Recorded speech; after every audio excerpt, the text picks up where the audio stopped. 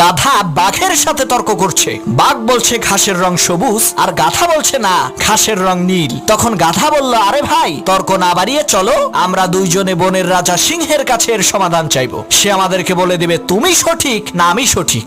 বাঘ বলল, চলো যাই। তারা দুইজনে বনের রাজা সিংহের সামনে এসে দাঁড়ালো। বাঘ কিছু বলার আগেই গাধা চেঁচিয়ে চেঁচিয়ে বলে উঠল, মহারাজ, আপনি একটু বলেন তো ঘাসের রং সবুজ না নীল? আমি বলছি ঘাসের রং নীল, আর বাঘ বলে ঘাসের রং সবুজ। আপনি একটু ফয়সালা করে দেন তো।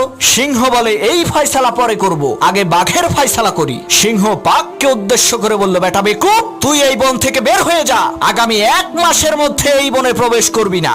বাঘ বলল, মহারাজ, আমার কোন অপরাধের কারণে আপনি আমাকে এত বড় শাস্তি দিচ্ছেন? তখন সিংহ বলল, বেটা, তুই হইলি শক্তিশালী আর বুদ্ধিমান প্রাণী, তোর গর্জন শুনলেই তো গাধার লুস মোশন শুরু হয়ে যাবে। তুই কেন এই অশিক্ষিত মূর্খ গাধার সাথে তর্ক করে সময় নষ্ট করতে গেলি?